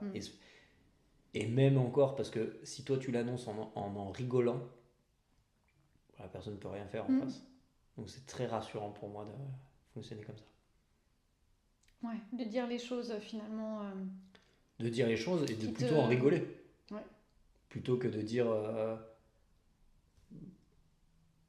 Je sais pas, plutôt de se morfondre, par exemple. Tu vas dire. De tourner les choses à la dérision. Ah, je suis vraiment nul, j'ai chié dans le lit. Tu vois, si je suis triste en te disant ça, bah, tu vas avoir un peu envie de te moquer fort. On va pas rigoler ensemble, tu vois. Si je te dis, hey, j'ai chié dans le lit, je me sens nul, oh là là, c'est moqué. Bah tu vois, tu vas sourire, tu dis, oh putain, le bolos là. Alors que si j'en rigole, on en rigole ensemble et c'est marrant, quoi. Ça, c'est un truc que je me sers beaucoup, ouais. Ouais, c'est intéressant aussi tu vois, de pouvoir aussi avoir une autre manière de penser les choses comme ça. Dire, au pire, on en rigole finalement. Ouais, effectivement, c'est. En fait, rien n'est grave. Bah ouais. Et il y a un truc aussi que je me suis libéré beaucoup et qu'on me dit souvent, mes amis ou au travail, mes collègues, c'est que je parle de tout, tout le temps. Ça va faire hyper prétentieux, mais j'ai énormément de mal à mentir. Je m'embrouille. Je m'embrouille dans mes mythos, je sais pas faire, à chaque fois ça me retombe dessus. Donc en fait, je dis tout, mais tout le temps. Mes moments de faiblesse, mes moments de, tu sais, des fois des trucs de l'intimité. Pareil, des trucs financiers, où les gens, tu sais, ils sont un peu réticents, un peu... Bah, je l'ai dit, et c'est peut-être pour ça que les gens se livrent aussi à moi. C'est qu'ils voient que je mets pas de barrière et que je suis Qui a un côté très à l'aise. authentique aussi, du coup. Et du coup, on y revient à l'authenticité. Mm. C'est que je sais que si je suis comme ça, c'est marrant parce que ça boucle sur une discussion qu'on a en ce moment où tu sais, tu donnes toujours à l'autre ce que tu aimerais recevoir. Mhm. Et que du coup, bah, quand j'offre ma vulnérabilité à l'autre, c'est hyper paradoxal parce que depuis tout à l'heure, je dis que j'ai peur qu'on me marche dessus. Oui, et en même temps, ce que tu disais, c'est le fait de livrer ta vulnérabilité. Tu te dis que l'autre va pas s'en servir contre toi aussi. Ouais, et je me rends compte là que je suis dans un paradoxe un peu parce que c'est marrant de mettre des mots sur ça. C'est qu'au début, je te dis, j'analyse, machin, mais qu'après, du coup, je donne ma vulnérabilité parce que je me dis que la personne s'en servira pas. Mhm. Ouais, mais maintenant que c'est posé, c'est fou de dire ça. C'est que dans ce cas-là, qu'est-ce qui fait que j'ai peur de la personne à la base? Si une fois que je me sens en sécurité, qui est sur des critères très très subjectifs, je lui donne les clés pour m'ouvrir en deux, tu vois ce que je veux dire? Ouais, mais parce que justement, tu as pris ce temps, un petit peu de recul, d'observer, machin, d'analyser. Et ce que tu dis, le fait d'humaniser les gens, de voir qu'eux aussi ils ont leurs failles, leurs machins, leurs défauts, ben, du coup, ça ouvre à ce que toi, tu... En fait, c'est comme si... Ah, tu dirais pas que c'est. Toi, tu dirais que c'est complémentaire, ce truc-là. Parce que Ouais, moi, je le vois comme un anti-truc, tu vois. Comme dire, tu veux pas ça, mais pourtant tu vas chercher ça. dans quoi tu vois que c'est opposé un petit peu ou antinomique? Antinomique. Je l'aurais pas eu celui-là. Dans le sens où, au premier abord, je vais avoir peur que la personne me détruise, on parle avec des mots simples, et après, je lui donne toutes les clés pour me détruire. Ouais, mais tu as analysé avant. Et ça, tu le fais pas... Je pense que c'est pas avec tout le monde que tu ferais ça, de donner les clés, tu vois? Ou alors tu donnes certaines clés à certains, d'autres clés à d'autres, enfin, je sais Ah pas. non, ben Non? justement, je sais pas traiter l'information. D'accord. Pour moi, ça, c'est extrêmement demandant pour En mon fait, tu cerveau. ouvres. Ouais, Bam. c'est soit j'ouvre, soit je ferme. Ok. Très binaire, le gars. Et quand je ferme, c'est juste que je m'ouvre pas, plutôt que je me ferme. Mhm. C'est que la personne, je la laisse pas rentrer, elle m'intéresse pas, et puis je lui dirai rien. Mais sinon, les autres, c'est ouais, en une soirée, tu peux savoir toute ma vie, quoi. Tu peux savoir les trucs les Même plus quelqu'un durs. qui te connaît pas beaucoup, qui vient de te rencontrer? Ah ouais, carrément. Ok. Bah, si je. Là, bon, je vais taire le nom, mais quelqu'un que j'ai rencontré il y a un petit moment, mais c'est pour la première fois, on a eu des discussions un peu privées. En deux discussions, deux fois une discussion à des Mhm. jours d'intervalle, j'ai appris des trucs sur sa vie de fou. Il m'a dit qu'il les avait jamais dit à. Enfin, il n'y a pas grand monde qui le sait dans son entourage. Il a su des trucs sur moi, ou pareil, je me suis dit, je ne lui ai pas dit que personne ne le savait, mais je me suis dit que c'est quand même. C'est tôt, tu vois, pour Mhm. lui avouer tout ça. En même temps, il s'est tellement ouvert pour Mhm. lui aussi. Il m'a dit tellement des trucs puissants. Je me suis dit, waouh, qu'il se donne, quoi. Mhm. Et c'est marrant parce que j'ai retrouvé, et je le retrouve, je sais pas grand monde, ce truc que il m'a donné ce que je donne. Ah Tu oui, vois ce que je veux dire? t'as trouvé la réciprocité en Ouais, fait. la réciprocité de ouf. Je me dis, waouh, Ouais. c'est magnifique. Le gars s'ouvrait, je me dis, waouh, Mhm. c'est fou. Merci, quoi. Mhm. C'est trop. Mhm. C'est un Mais tu cadeau, vois, quoi. ouais. Mais du coup, il y a une réciprocité qui fait que ça se fait peut-être plus naturellement, ouais, c'est clair. Peut-être, ouais. Mais parce que, ouais. Toi, c'est une peur quand même que les gens se servent. Parce que je Mais me c'est dis que mon si instinct t'es. primaire. Sinon, c'est pas une peur qui est récurrente là dans ma vie de tous les jours. Ouais. Si là, ce matin, je suis allé chez ma voisine, elle avait un problème avec sa douche. Il y avait sa fille. euh, ils sont très vieux. Mhm. Parce que sa fille a 14 ans. Non, non. Sa fille a genre 55, 60 ans. Tu vois, il n'y a aucun problème, quoi. Je me sens pas jugé, pas agressé. Mhm. Pas, tu vois, c'est pas une peur de dès que je vais rencontrer quelqu'un, ah putain, ce soir, on va se foutre de ma gueule. Mhm. C'est plus vraiment un instinct primaire de j'arrive dans un groupe, ok. Comment je vais être accueillie? Comment ça va se passer en fait, Ah non, les même pas. interactions? C'est que l'instinct fait le taf tout seul, c'est que je me mets en retrait, j'attends, j'écoute, je me présente, j'écoute les gens. Des fois, je pose des questions pour que ça parle un peu, et je me libère tout doucement. Et est-ce qu'il y aurait des signaux qui te. Des red flags, genre, Tu arrives dans un groupe, il y a des trucs, tu te dis, ah, là, ça va pas le faire, je vais pas m'ouvrir là. J'ai vraiment du mal avec les gens qui parlent mal d'autres gens. Ça m'arrive, hein, tout le temps même. Mais les gens qui parlent mal d'autres gens, j'ai énormément de mal à m'ouvrir avec eux. Euh, Et puisque tu te dis, qu'est-ce qu'ils vont dire de moi finalement? Tu peux te dire ça en tout cas, non? Bah, tu sais, il y a une phrase qui m'avait marqué à un moment, c'était, admettons que tu viens de me dire que quelqu'un qu'on connaît a dit des méchancetés sur moi. La phrase, elle dit, viens pas me dire ce que un tel a dit, dis-moi plutôt pourquoi il était aussi à l'aise De... avec toi pour te le dire. Mhm. Et bah ça, Mhm. ça me fait écho dans l'ambiance de la pièce, tu vois. Mhm. C'est que machin, il va parler en mal des autres, de quelqu'un d'autre par exemple, et ben là, Puis tu vas voir comment les gens réagissent aussi et à puis ça. ça instaure une espèce d'ambiance où Mhm. je me dis, mais qui sont ces gens par rapport à ce gars? Mhm.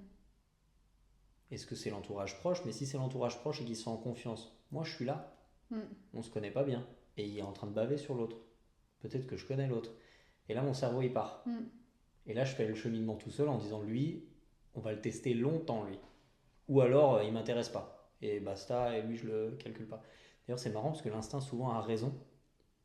100%, vraiment, hein, 100% des mecs que j'ai pas senti au premier abord, j'ai fait l'effort, je les ai adorés par après, 100% du temps ça a mal fini. Mhm. 100%. 100% des gens à l'inverse, que je me suis méfié, je me suis dit putain, il y a un peu, mais je sens pas. J'y suis pas allé, j'ai laissé couler, la vie a fait que on s'est retrouvé entre guillemets ou remis dans des situations, des soirées, etc. Ça a pété et ça s'est jamais arrêté. 100%. Ça s'est jamais arrêté, c'est-à-dire? Bah pour l'instant, j'ai pas eu de problème avec ces gens-là. Ah oui, d'accord. Ou c'est des gens où, en fait, comme si mon premier instinct, il disait, ok, cette personne elle est bien, mais on va tester un peu quand même au Mhm. cas où, c'est ce petit réflexe, mais qui est pas vraiment conscient, hein. Oui, oui, C'est une espèce on d'instinct. va voir, ouais. Et ben 100% de ces cas-là, et que j'arrive plus à analyser maintenant, 100% de ces cas-là, ils finissent bien. Ou alors ils sont pas finis pour l'instant. Mhm. Mais 100% des gens que je ne sens plus maintenant, au premier abord, je donne même plus une chance. Mhm. Parce que je me suis fait enfiler, mais fort, plus que les 900 balles à la Mhm. fête foraine. Mhm. Parce qu'en plus, je donne ma confiance aveuglément. J'aime la personne aveuglément. Je lui sors ma vie aveuglément. Il y a des fois, on s'en sert. Mhm. Et souvent, c'était des gens que je sentais pas. C'était Ok, plus pour dire ça. C'est que ouais. l'instinct, souvent. Mhm. Pourtant, j'ai du mal à croire à ces choses-là, mais Mhm. fait est qu'il y a des choses qui se passent, quoi, des fois. Il y a une espèce d'alchimie, je sais pas comment on pourrait appeler ça. Ouais, je pense que l'instinct, c'est un mélange de tout. En fait, on se rend pas compte aussi de ce qu'on fait sans y penser, entre ce qu'on observe, ce que notre cerveau analyse, ce qu'on perçoit à travers nos sens, Le non-verbal et le tout ça. non-verbal, tout ça en fait. Notre cerveau, il analyse tout le temps ça. Et je pense que tout ça, ça participe à l'instinct. Hmm. Et du coup, est-ce que, pareil, ça va faire hyper prétentieux, je mets des pincettes à chaque fois parce que je veux pas qu'on pense que je sois hyper prétentieux. J'ai l'impression qu'à force de chercher à comprendre et à force de vouloir toujours réfléchir, j'ai l'impression que j'arrive très vite à sonder les gens.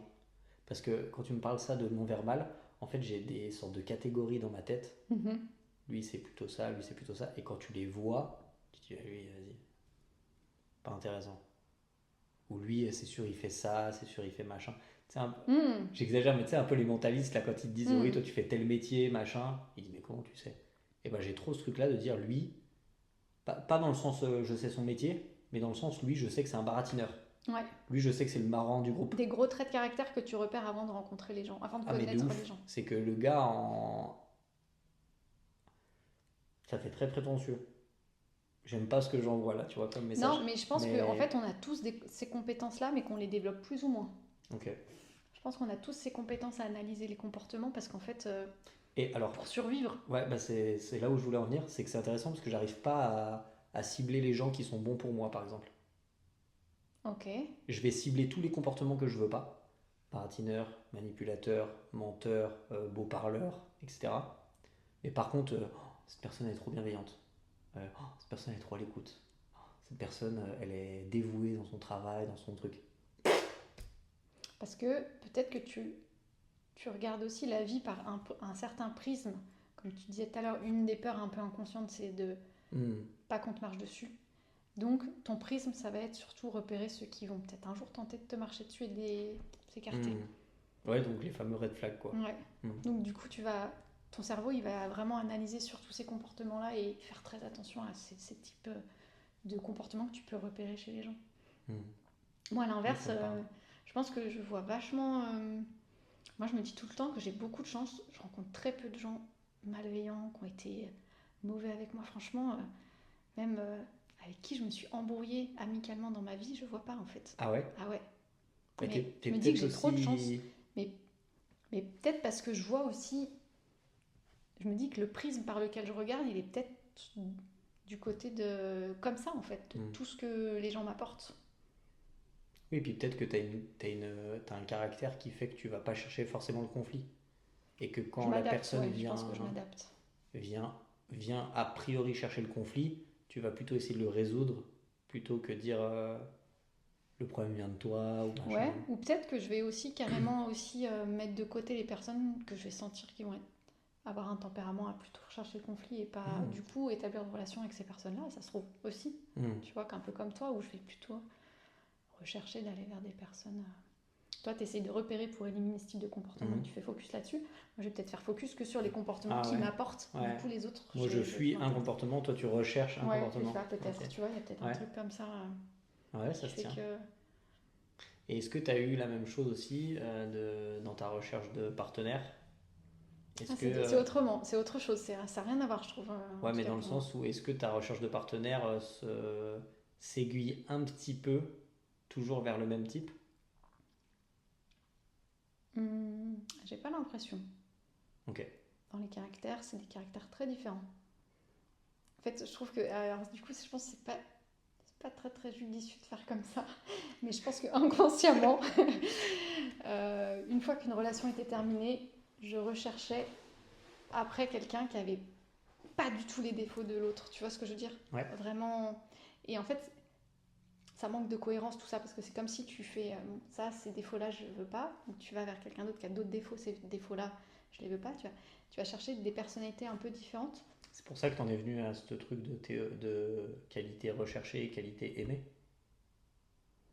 Oui, parce que je me suis rendu compte que des fois tu recherches des qualités effectivement chez les personnes et en fait tu découvres d'autres qualités que tu pensais pas forcément apprécier au départ, enfin, ou tu n'avais pas forcément conscientisé ce type de qualité et en fait tu te rends compte que c'est quelque chose qui t'apporte beaucoup. Tu peux expliquer vite fait ce truc de qualité aimée et qualité recherchée parce que moi j'avais beaucoup aimé. Ouais, c'est après hyper instinctif dans la manière dont je te l'ai dit, je te l'ai partagé parce que c'est un peu comme ça, mais... Tu veux que je dise ce que j'en ai Vas-y, compris dis ce que peut-être. tu en as compris et puis je compléterai. Moi, ce que ça m'a plu, c'est que qualité recherchée, c'est-à-dire, on va faire simplement la bienveillance. Et ben, quand tu as une qualité recherchée, tu vas trouver de la bienveillance chez plein de gens. Et ces gens auront tous à peu près la même valeur.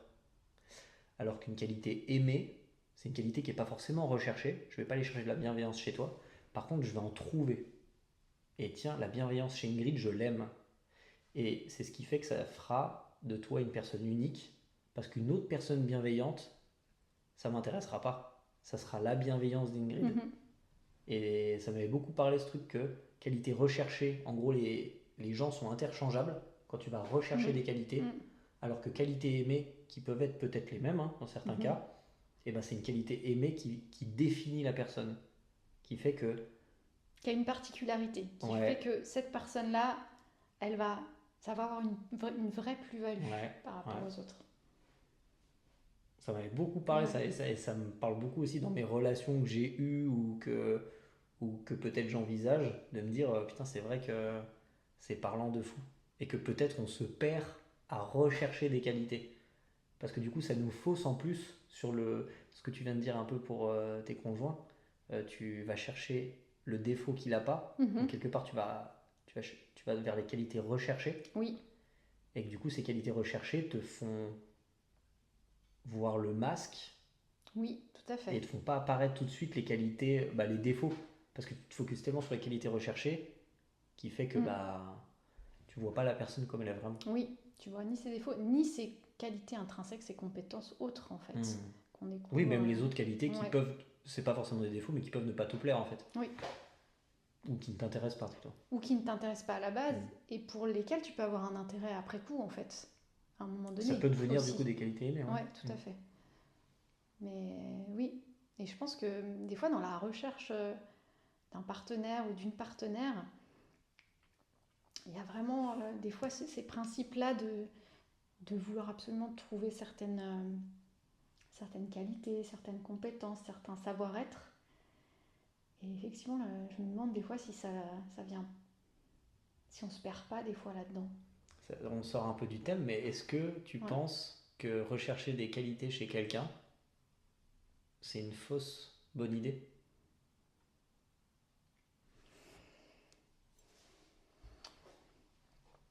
Parce que là, si on en parle comme ça, là, ce qui me saute aux yeux, c'est bah oui, carrément. C'est que quand t'aimes bien qu'une personne soit, on va reprendre, bienveillante, tolérante et à l'écoute, bah, tu vas aller vers cette personne parce qu'elle a ça. Sauf qu'en fait, quand elle va te le donner, ça va perdre en valeur, malheureusement. Et tu vas avoir la vraie personne, et puis tu vas dire, oui, mais en fait, cette personne-là, elle a les mêmes qualités, on va aller essayer là. Cette Oui, personne-là a les mêmes ça qualités, on peut va être essayer ça. là. Et puis surtout, en fait, alors, je me dis des fois c'est intéressant quand même d'avoir des fils conducteurs un petit peu. Moi je pense que peut-être ce qui est important c'est de savoir ce qu'on ne veut pas dans les relations, notamment de couple, ce qui fait vraiment violence. Tu vois, vraiment où la limite à ne pas franchir, vraiment pour avoir un cadre, de se dire ça j'accepte pas. Ça peut être, tu vois, pour moi le cadre élargi qu'on devrait, on peut pas parler comme ça, mais qui est peut-être important pour chacun, c'est peut-être les trucs qui nous heurtent au plus profond, la violence physique, etc. Peut-être un cadre un peu comme ça. Et puis, après, à l'intérieur de ça, parce que tu vois, aller vers des recherches de qualité, des fois, je me dis que peut-être que on passe tous à côté de belles personnes. Parce que à la base, c'est pas forcément des qualités qu'on recherche, mais il y a aussi Ok, ça, ouais. tu vois. Que la personne, peut-être, qui est bonne pour toi, elle n'a pas forcément les qualités que tu recherches au prime abord. Ou alors, elle a peut-être ces qualités-là, mais elles sont pas visibles au départ. Ouais. Et tu vois, c'est quelque chose que tu peux peut-être découvrir par la Ouais. suite, ou Et du qui coup, vont vu se que tu es tellement développer dans la focus sur un relation. truc que tu recherches, t'en oublies que, Mm. ben, un peu la friend zone, quoi. Ouais, c'est Le ça. meilleur ami qui est top, et tu dis, j'aimerais tellement trouver un mec comme toi. Ouais. Ah, quelle horreur. Je crois que ça parle trop, ça, des fois. C'est ça, un peu. Ok. Mm. Et en même temps, c'est trop complexe. Faudrait qu'on en rediscute. Mais ouais, c'est hyper... C'est intéressant. Mm. Comment est-ce que tu penses qu'on peut prendre confiance en soi?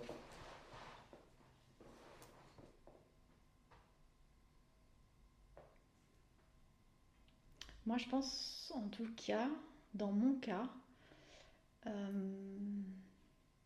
c'est d'une certaine manière sortir de sa zone de confort et expérimenter de nouvelles choses.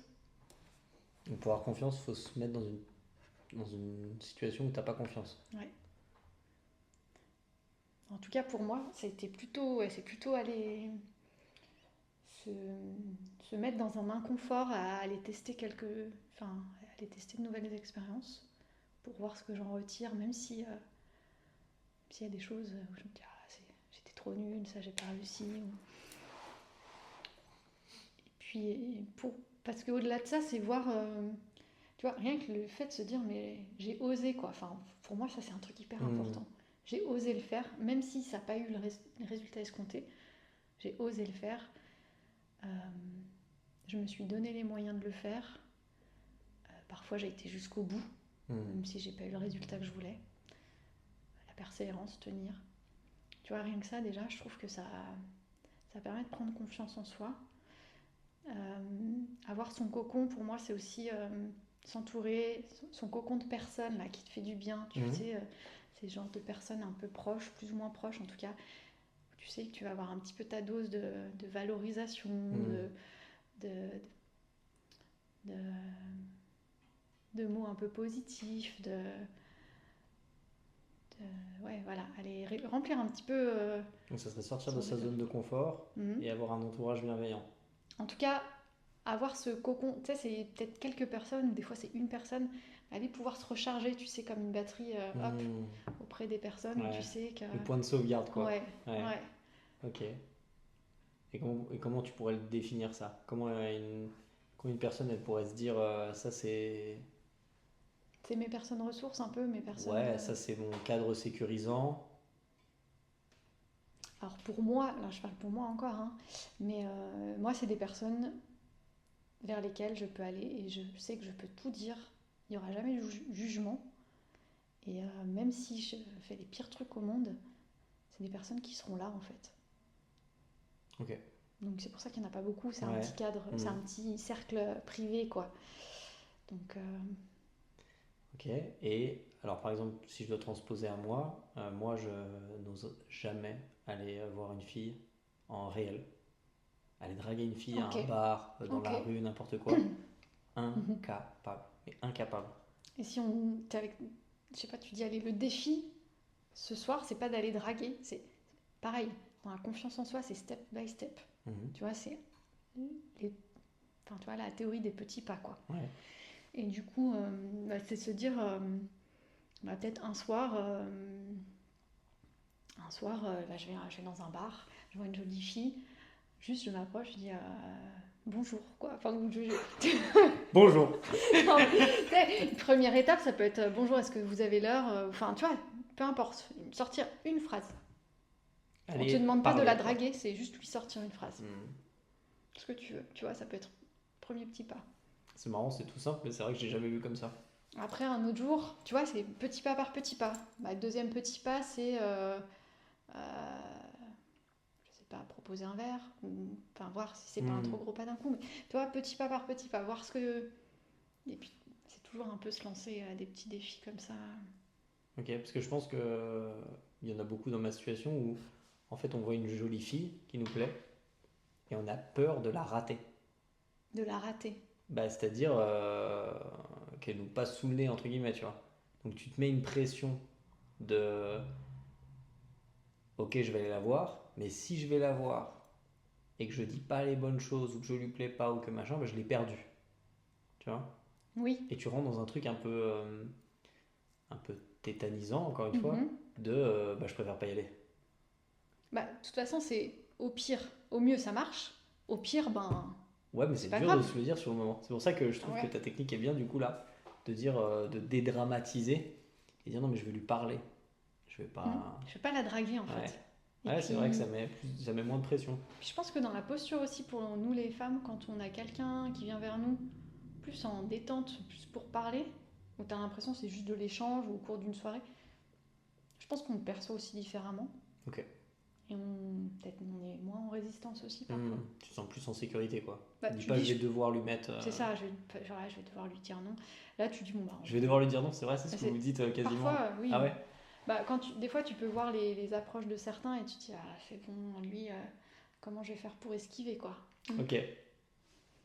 Ah ouais, Et puis entre nous, on se regarde, si on est entre plusieurs filles, on se regarde et puis rien que par nos regards, on comprend que la copine, elle va pas trop avoir envie de discuter avec lui, qui approche, ou que là, il vient de commencer à lui parler, elle nous regarde, on sent que là, on peut intervenir, dire viens, on va danser là-bas. Enfin, voilà, on a tout un système de stratégie pour se venir en aide les unes les autres quand on sent que...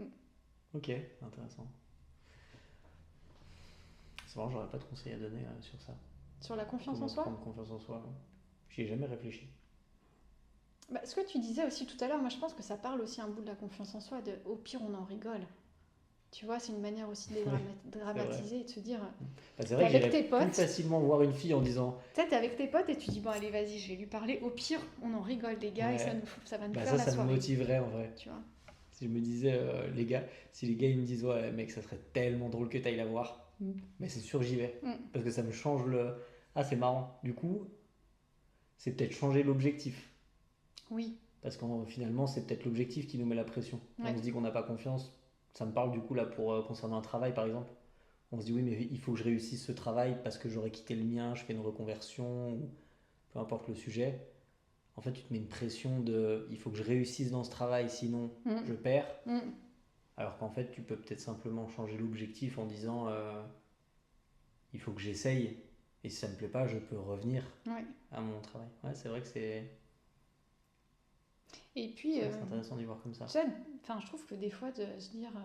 C'est souvent, malheureusement, les événements difficiles de la vie qui nous font penser ça, mais de se dire, on n'a qu'une vie, la vie elle est courte, je tente l'expérience. En fait, je prends ce qu'il y a à prendre et je vais essayer de kiffer un maximum ce qu'il y a à kiffer là-dedans. Et vas-y, cette fille, je vais aller la voir, je vais lui parler, et là je me mets en mode, je vais kiffer le moment, parce que c'est un truc de ouf de se lancer ce genre de défi avec mes potes derrière qui sont en train de rigoler, et juste, c'est un moment que je capture et qui va rester dans ma vie. Ça me parle quand tu me dis ça, mais c'est hyper dur sur le moment Oui. de te dire allez, on va kiffer les gars, on va lui parler, on va se prendre un râteau, on va rigoler. C'est hyper dur. C'est hyper dur, c'est hyper dur. Ah, du coup, il faut le cultiver. Il faudra arriver à se rappeler, à dédramatiser alors. Ouais. Parce que finalement, la confiance en soi, on peut le résumer à une pression que tu te mets tout seul en fait. Oui, une pression de réussite en fait, tu vois, je trouve.